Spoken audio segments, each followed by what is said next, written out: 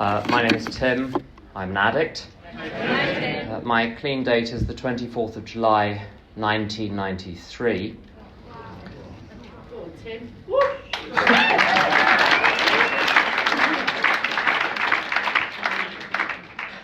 I'm very glad to be here today. It's always lovely speaking to a CA audience, not to disrespect any other fellowships, but we are terribly enthusiastic, and quite rightly so. That's the way we're supposed to be. With enthusiasm, of course, meaning, if you remember your Greek, God within. That's what enthusiasm means. Lack of enthusiasm, well, God might be in there, but he's tucked up in his little box. When God is let out of the box, that's when I'm enthusiastic. And Janie asked for a topic, and I don't know why I thought of this. The thought crossed my mind. And I think there are a lot of thoughts that cross the mind. If you remember Fred's story which starts on page 39, a thought crosses his mind that a couple of cocktails with dinner would be nice. The thought, anyway, crossed my mind when Janie asked for a topic. She talked about carrying the message. So I thought, well, what better topic could there be than what is the message? It seems, on one level, self-evident what the message is. I was in a meeting many years ago, and our group was experiencing significant difficulties. So what did we do? We held a group conscience as though that was going to solve the problem somehow. And we got a checklist of questions from somewhere. One of the questions was something like, are we carrying our message? Tradition 5, the group carrying the message, its message, the message.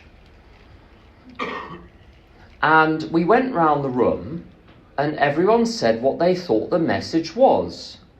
And everyone said something different. So clearly, it's not self-evident what the message is.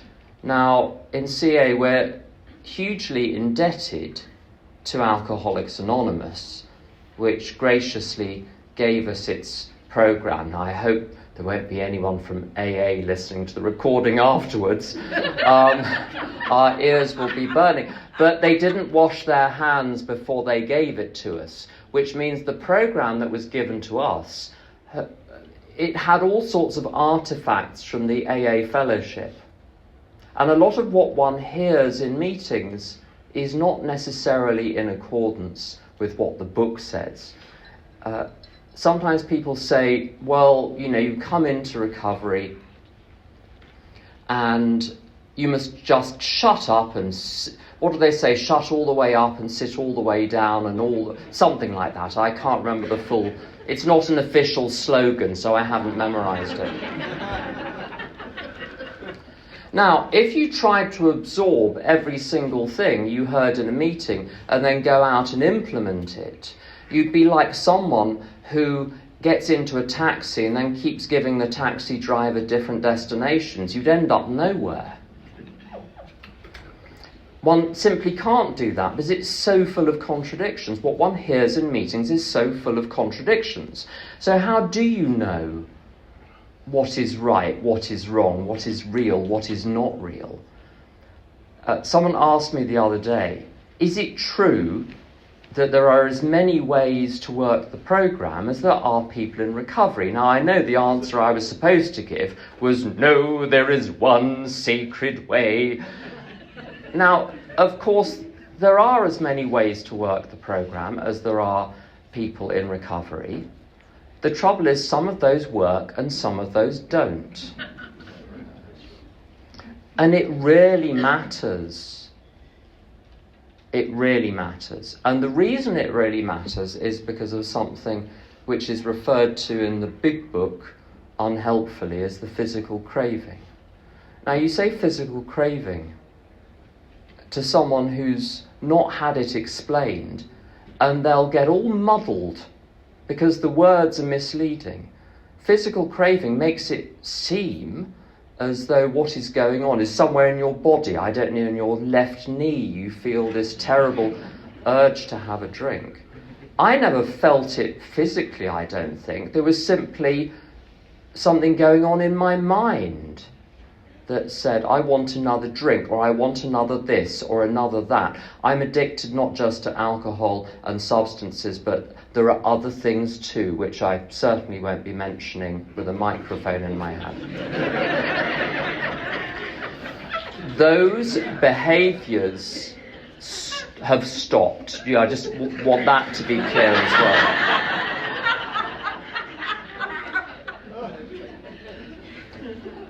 So I wasn't aware of the compulsion to keep doing whatever it was as a physical phenomenon. It felt entirely mental, as it came in the form of, I want another da-la-la, whatever it was. So it didn't feel physical. And also, it doesn't match the phenomenon, the thing that I experience, doesn't match the word craving. And I always give this example, so if you've heard it before, I apologise, but I think it's the best one. If you work in an office around 3 o'clock in the afternoon, everyone starts to tiptoe over to chocolate biscuit corner. Moving like zombies, hoping no one will spot them. And they go and have one. You see them munching the little biscuit, and they might go and have another one. But once they've had a couple, they're done. That is a craving in an ordinary sense. You're sitting there, the desire hits you, you go and consume whatever it is, you're satisfied, and it's over. And it starts with desire, and then it moves to consumption, and then satisfaction. Desire, consumption, satisfaction. The craving that is described in the doctor's opinion is backwards to that. It starts with consumption. Anyone who's taken a drink or taken a substance or simply, if it was sex addiction, someone looks at you a particular way and you're off. You were fine until the little chemical spurt went on in the mind. And now something has been triggered. It starts with consumption, and the craving follows the consumption. And then you have more consumption. And it goes craving, consumption, round in a circle forever, until you fall off your perch. If I were to use today, I might carry on forever, or for as long as I'm on this mortal plane. That is why it really matters if I understand what the message is, if I am doing the programme correctly. In other words, in a way which is definitely going to work for me, because this could be my only shot. It's no good saying, well, if I make a mistake, I'll come back. If you're lucky, because the person I turn into when I'm using has no intention or desire to be the person standing up here today. Dr. Jekyll and Mr. Hyde. Dr. Jekyll takes the potion, becomes Mr. Hyde. Mr. Hyde does not want to become Dr. Jekyll again. It's a one-way street. Providence might bring me back, but it won't be common sense or intelligence or rock bottoms. You can have rock bottoms galore and not come back. So this really matters. The question really matters. What is the message? Now, fortunately, what we have in the history books, as it were, if anyone has at home a 3rd edition of the Big Book of Alcoholics Anonymous in the hard copy, on the paper flyleaf, which people would habitually throw away, is the last reference in AA literature before it was eliminated, which answers the question, what is the message? And it says the message is the first 164 pages of the Big Book. Now, I was at an Al-Anon meeting many years ago, and in Al-Anon what we say is that we work the 12 steps of Alcoholics Anonymous. Now, that's true in a sense, but the 12 steps are stripped of their original source material because the big book is not used in Al-Anon. It was delisted as a piece of conference-approved literature. And so Al-Anon has developed its own approach to the steps based on the simple wording. Do we have them up here somewhere? Yes. So based on the simple wording, they've devised their own set of steps. So it doesn't really reference the big book at all. And I remember hearing a woman in a meeting who said that she'd done her step 5. The exact nature of her wrongs was all of the wrongs that had ever been done to her. And now, I think it's actually a beneficial exercise to go through and just acknowledge things have been a little bit tough and why. They're a perfectly valid exercise. But she was not aware that that was not the original intention of what was in the book. And one looks at those steps, those, I'm told, I haven't counted them. I know at least 3 people in the room will now count them. 200 words in the 12 steps up on the scroll. But they aren't the steps, in a sense. In the 3rd edition, in the forward to the, I think it's the forward to the 3rd edition, it says something like the 12 steps that summarise our programme. They're just the headings. They're not the content. The content is the contents of the book. Now, this solves all sorts of problems. So one of the things I'm one of those people that continues to take personal inventory in a little bit of a serious way. So I don't just do the instructions on pages 84 to 88. It says in step 12 that we continue to practice these principles, i.e. this whole shooting match, the whole show, in our whole lives, in every part of our lives. So there are times when I go back to the step 4 instructions on page 67. What were my mistakes? Where was I selfish? Where was I self-seeking? Where was I dishonest? Where was I afraid? Where was I to blame? What are my faults? What are my wrongs? And I apply those questions systematically to each area of my life, and I do that once a quarter. This works very well. It takes a couple of hours. It's not a great big production number. It's simple. And the question is, what step am I working? Is this step 10? Is this step 11?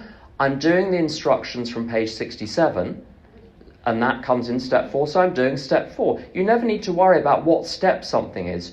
What page is the instruction on, and which step is that in? That just tells me the answer. Now, some things I say might be at odds with what you think.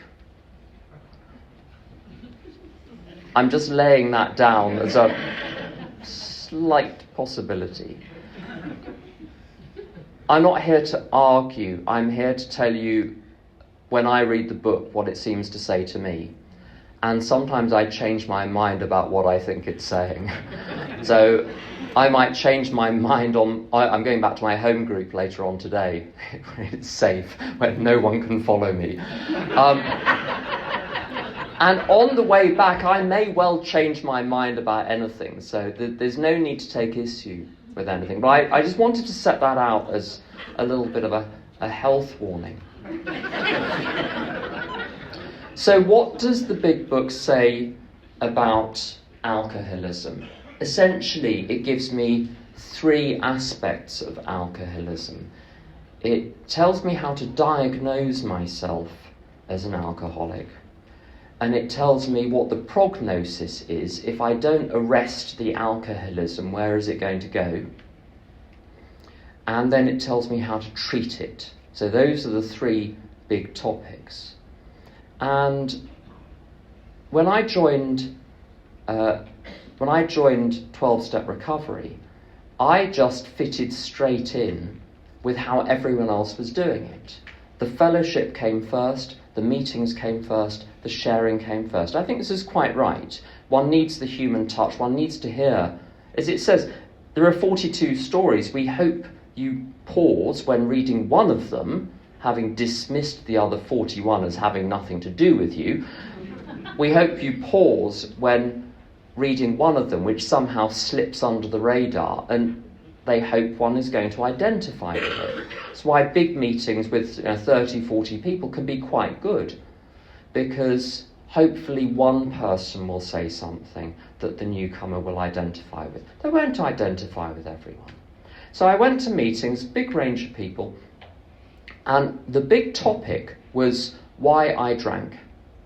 And when people relapsed, they explained why they relapsed.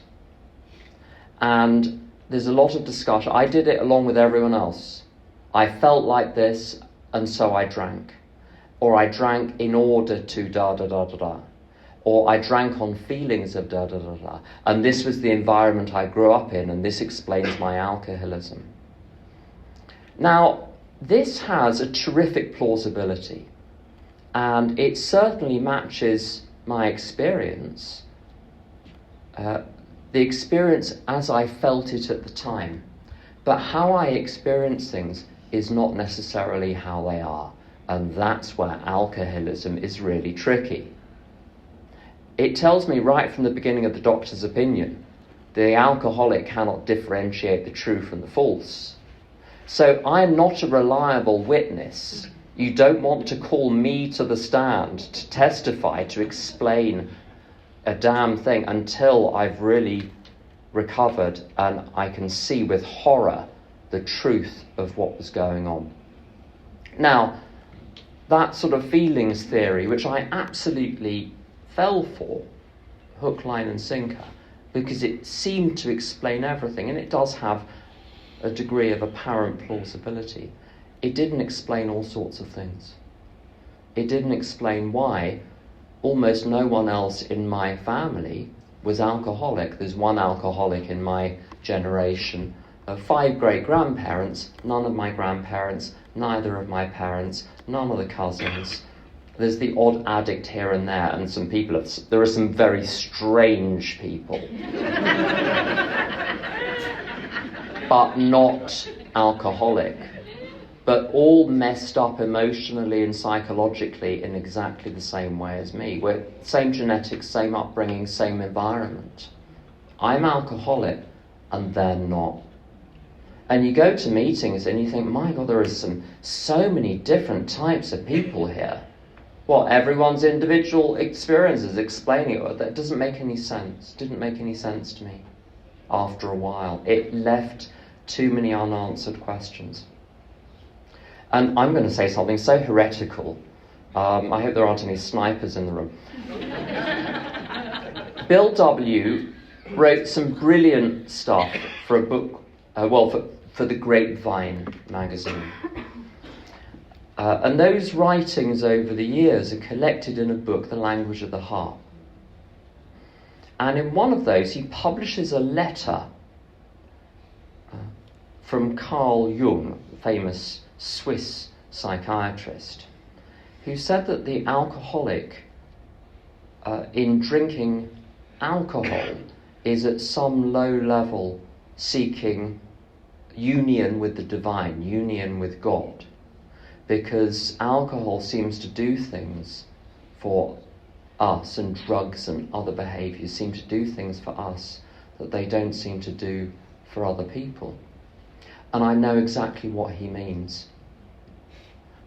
but I don't think it's right, and I'll tell you why.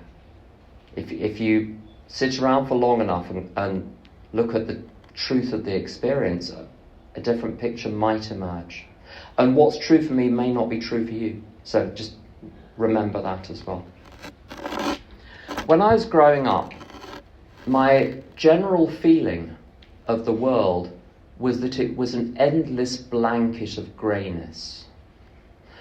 But as if that greyness was blanketed across the sky so there was no light coming in.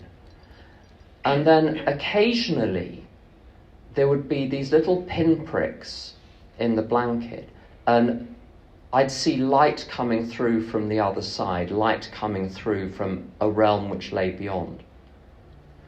So I was, as a child and teenager, I was a classical musician, and there were certain performances, often in orchestras but in other situations, where I had looking back now, spiritual experiences. The self it felt as though the self was entirely dissolved, and I was completely present for this extraordinary experience. And the remarkable thing is, when I hear certain pieces, Dvorak's Wind Serenade is a wonderful piece, but it does a different thing to me than it does to other people, because I've got that memory of it gave me a glimpse of eternity. It gave me a glimpse of something that will survive even if the planet blows up. So it is not true to say that alcohol was the first time that I experienced something transcendental, that I experienced something beyond the greyness of materiality. I'd experienced it before. Now, I had an experience just a few weeks into daily drinking. I was 17, and it was a Saturday morning, and I had school on Saturday morning, and I was a musician, I was a performer. And I'd had an absolute skinful the night before. I was completely stocious. I behaved badly. I was sick as a dog. And I woke up on the Saturday morning and I went to something, and I was supposed to be preparing for a performance. I just couldn't do it. Now, in that moment, I wasn't like, but wait, hey, I've got alcohol, so it's fine. I was so unhappy that alcohol already was clearly taking away one of the few things that gave me an escape out of the awfulness of everyday life. And yet in that moment I thought, but there's no fighting it. If this is the way it's going to be, I know I'm going to be drinking every day. If this is the way it's going to be, so be it. And what alcohol did for me, of course it's a thrill, but it's like a base animal thrill. And once the addiction really took hold, what it was relief that the craving had stopped. Grady O.H., who's a brilliant speaker, one of the angriest people I've ever encountered in recovery, even angrier than me, which is such a relief that I'm not the worst person I know. But she says, you'll only experience the mental obsession to have the first drink and the compulsion to have further drinks if you resist the impulse when it arises. If you just give in to it, you'll never experience what it's like. And so the effect of alcohol, the effect of drugs, it was partly this low base animal thrill and partly the relief of finally giving in after resisting the temptation. It's as though when addiction wants me, what it does, it pumps poison into my system and tells me a drink or a drug is the only antidote to the poison. It's not doing anything for me, and it never did. Right from the beginning, it was compulsion. If you see a politician, and the politician is saying some very convincing, persuasive things, and all the arguments make sense, and you're like, you know what? I understand what this chap's saying. And then you discover there's a scandal, as it turns out he's been paid by some lobby to say those things. Immediately, everything that he said is now under suspicion. If it's true and correct, it's only by accident, because he was going to say that because he was paid to. The whole point of alcoholism, I did not understand step one for the longest time. I hope I've got a grasp of it now. I didn't understand it because the book said we were drinking against our will. And I thought, I never did. Every drink I ever had seemed a perfectly good idea at the time. How was that against my will? I can tell how because I never woke up the next morning wishing I'd drunk more than I'd drunk. I never woke up wishing I'd taken more substances. I never woke up wishing I got into more trouble. Full of regret the next day. And my fantasies about what it would be like never matched the reality. So there's something fishy going on here. What the book proposes is that I was acting under compulsion. If I'm acting under compulsion, anything I say is not to be believed. Anything I tell myself is not to be believed. Now, right at the end of my drinking and using, I started to realise with some horror, I desperately wanted to stop and realised I couldn't. I tried and failed and tried and failed. And the drink was it was like drinking poisonous water. I hated the taste, and it was, if you drink enough, it's going to physically paralyse you. Your mouth doesn't work, your body doesn't work. My body was not working. I was slumped, unable to do anything but lift the bottle, and that was it. I hated it. And I realised I was acting under compulsion, that there was a parasitic being inside me, the addiction, and it was calling the shots, and it was in charge. The line in the big book, alcohol was my master. As soon as that started to happen, its days were numbered, because the final shred of pride that I had would not let me go on to the bitter end. I thought there has to be something you can do about this. If you were your addiction, how would you keep you using? You'd convince you that you were acting out of your own free will. An agent who's seeing a situation and discovering that drugs are the solution to the situation and going and using. And that is the lie that addiction told me. That it was doing me good, that it was doing anything for me. It never did a thing. It's a trickster from start to finish. And if ever you doubt that, if, God forbid, your best friend relapses, you hear all of the lies and you know their lies. You hear the person in the weeks and months preceding the relapse.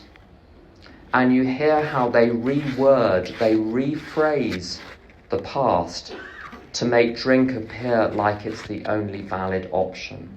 And you're like, this is psychotic. The addiction gets to work by twisting my mind to make drinking or using or acting out in some other way the only viable option. And when you finally wake up, I never want to go back to that. What is the solution? The solution, when you change mobile phones in some way, or you want to improve your service, you've got two options. You can either buy a bolt-on, or you can just change the contract. The solution I found in 12-step recovery is, this isn't a bolt-on. People talk sometimes about, I haven't got enough time for my recovery stuff because I've got life over here and recovery over there. Recovery, or rather the 12-step program, is not a thing that I go and do, which I have to bite bleeding chunks out of my everyday life to go, and I don't have to sacrifice my everyday life to do the recovery things. The recovery things are a method by which I do my everyday life. Now, just a tiny summing up of step one. It's like a hostage taker. I'm just bumbling along, and the hostage taker grabs me with the gun, and now the hostage taker is in charge. And the hostage taker, the hijacker grabs me and turns into a hostage taker. The hostage situation can go on for years. Out of nowhere, I'm suddenly in the grip of something else. I can't get my way out of that. No tricks or tools of the program can do that. The nature of the solution as it comes through in the big book, you look at Bill on page 154. He wants to drink. He's in the Mayflower Hotel. He's in a terrible situation. And he hears as it's called, the gay chatter coming from the restaurant at the end of the hall. And he realizes he's on thin ice, the insidious insanity. And he physically turns in the corridor and walks away. He automatically takes the right action. And as he's taking the right action, right thoughts start to occur to him. And he says, but what about those other alcoholics? If he drinks, those people he might have helped will not be helped. And after these things happened spontaneously to him, he didn't say, I thought it through and decided to turn it. He just did it. And then it says his sanity returned. Sanity returning is almost at the end of the story. Something comes into him. A miracle is an intervention in the ordinary course of affairs by something from the realm beyond. That's a good working definition that was given to me. What I'm promised with the program is an intervention from God at just the right moment. And I've experienced that. I've experienced, I was a year and a half in, and I was walking past a pub and the door opened and this sort of beery, smoky fug came out. And it was February, this warm fug came and hit me. And I had this moment of, oh, what a relief it would be. And then I found my legs moving me along the road. I didn't have to think to tell my little feet to go left, right, left, right. I observed that this was happening. So the reaction to alcohol, the temptation to drink, the impulse to drink, that impulse without God will simply convert into action. Recovery doesn't promise I won't have those thoughts. It promises that when I have those thoughts, a divine intervention takes place. It sounds dramatic, but it is precisely what it is. It's no more and no less than a divine intervention. Its repetition doesn't water down its significance. The fact we have, as it says in the book, a wholesale miracle. Miracles are supposed to be once in a while. We found a system of manufacturing the miracle-producing mechanism on an industrial scale. And what we have in this room is just the tip of the iceberg. But it is a miracle. Now, to have that protection from God 24 hours a day, I need to be in God's service 24 hours a day. When I wake up in the middle of the night and, what's the phrase, my head goes, it's inelegant English, but you know exactly what I mean. Sometimes only those basic phrases will do. My head goes.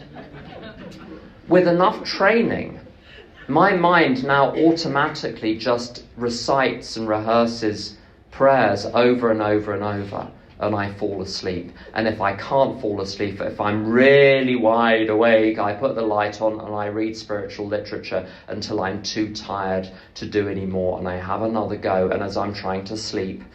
And I've had that when I'm physically very ill and very weakened against the onslaught of my own mind, and I'm given that defense.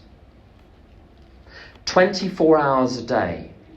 So recovery is not something I do over here and over there. It is an entire method. And it's wonderful in Bill's story where he says about his friend Ebby Thatcher, who carried the message to him, that he was much more than inwardly reorganized. His roots grasped new soil. Now, in a sense, although there was plenty wrong with me when I got sober and clean, there was nothing wrong with me. There was something wrong with the soil in which I was potted. I needed to be repotted in new soil, and then gradually the new soil would flush all of the problems out of the system. Now, this is tremendously good news, because if you come into recovery with the level of antisocial behaviour, incapacity to do anything practical in the world except decline Latin verbs, which will not get you a job. I couldn't get on with people. I couldn't have ordinary conversations with them. There was nothing I could do. I couldn't cope with ordinary everyday events. Tiny little situations would turn into, in my mind, crises of such proportions I had to take myself off to bed, because I simply couldn't face these things.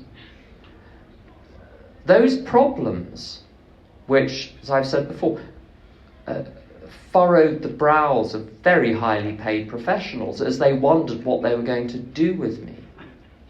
Those terrific problems. If I thought I had to solve those problems by peeling the layers of the effing onion for the rest of my life.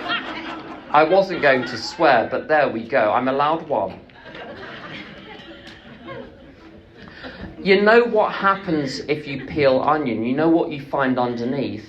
More onion. And once you peel the final layer, what do you have? Nothing. There you go. What did someone say that one earlier? If I recycled from someone else's talk. If I had to do work on myself, Jesus, I would not be here. It's too much. I knew it was too much. Whereas the prospect of being repotted in new soil and just letting the thing take its own natural course, I can handle that. I just needed a little bit of patience. Now, if you try and have your roots potted in two different pots at once, you'll end up in neither pot. If you're currently living a selfish, materialistic life and it's working for you, crack on. Pardon the expression. But don't try and mix and match materialism and a spiritual life. It'll burn you alive. Best to just give up. And the best... No, seriously. When a sponsee says, and on top, like a new sponsor, a prospective sponsor, and you're interviewing them and they're auditing you, you know those situations. And they say, there's one more thing. And you say, what's that one more thing? You know what's going on. I'm having suicidal feelings. You're like, oh, thank God, there is hope for this one. Because you've come to the end of the road, you're out of ideas. Very good. So if you're going to die anyway, you'll put your back into this. If you still have an investment in your existing life, good luck. Just come back when you're so done, you can't even be bothered to argue with me. I mean, frankly, the sensible ones know that they're not going to get very far, but some still try. But the easiest people to carry the message to are the ones who are 17 minutes from suicide. Exactly what it says in chapter 7, that call on him when he is jittery. Wait for a lucid interval. He's more likely to be receptive when depressed. If you've got any cards in your pocket, come back when you have no cards in your pocket. And when you look at what the programme says and you say, yes, sir, no, sir, 3 bags full, sir. It's the only way. Give up. Like with dogs, drop. Drop.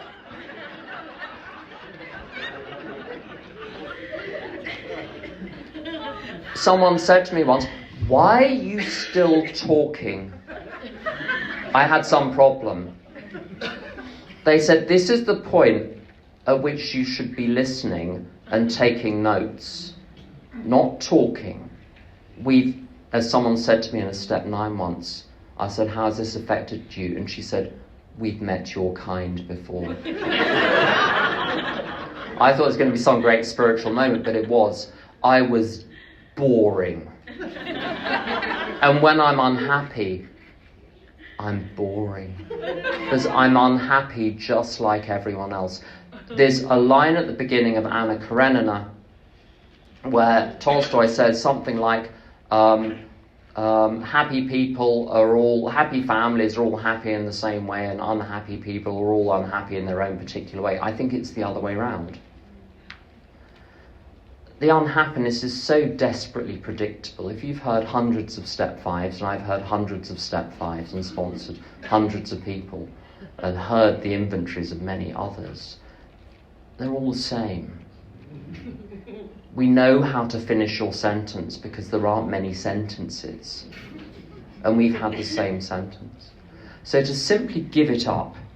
And what does life therefore look like? Let's do a whistle-stop tour of the remaining steps. What step 2 says to me is that if I remain trapped thinking that I'm a physical body running around a physical world, there is no way to have hope in that without significant levels of delusion and substances to prop it up, because one knows one's going to die at some point. So what is it all for? It all seems pointless. The teenagers who say it's pointless are right.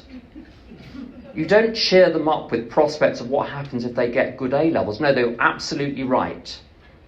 Now, you might want to get good A-levels just because you'll need to pay some bills, but that's not the point.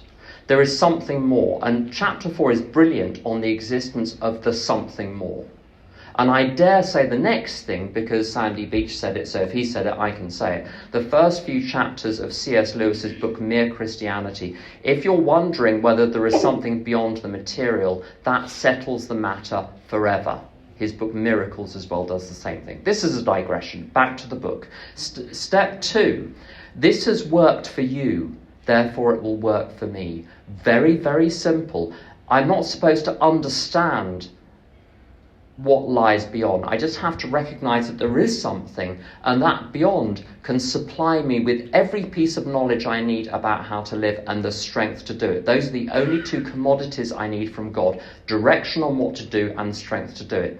Step 4, I've kept it very, very simple for the last couple of years, and I haven't lost any sponsees in the middle of step 4, and that's not nothing.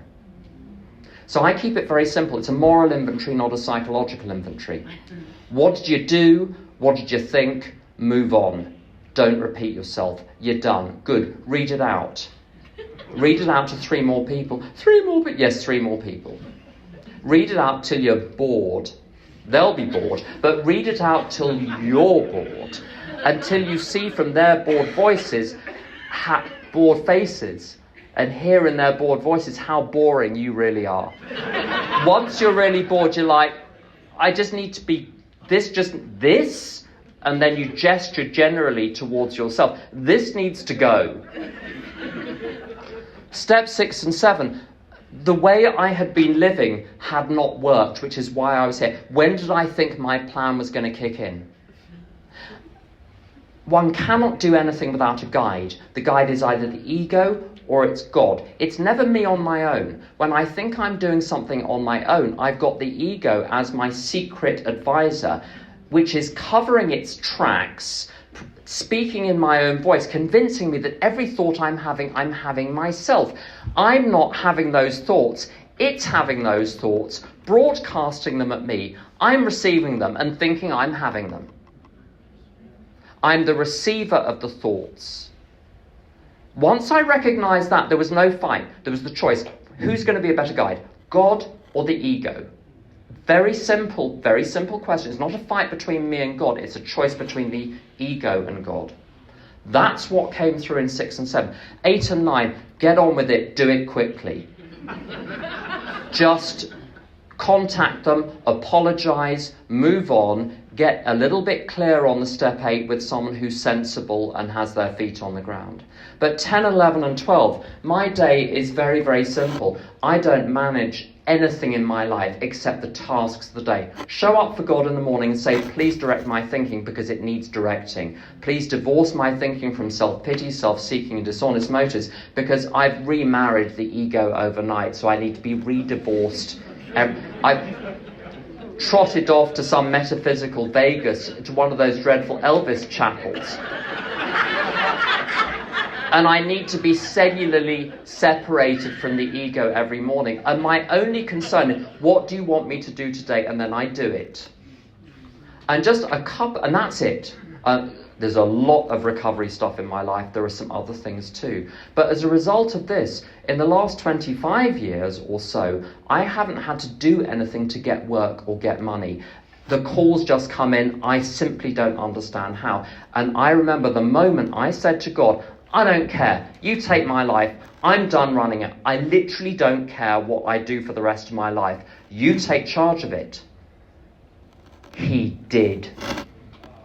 You can't take it back. I turn my will and life over every morning and I take it back 100 times a day. You do not have the power to take that back from the hands of God. He's far more powerful than that. It's in his hands. You might, in a delusional way, try and stray off to the side, but you'll be burned alive if you do. But don't think for a moment you've snuck into his study and cracked the lock of his desk and retrieved your will and your life. You haven't. There is something else going on there. So either you trust God or you don't, and I do. Thanks for listening.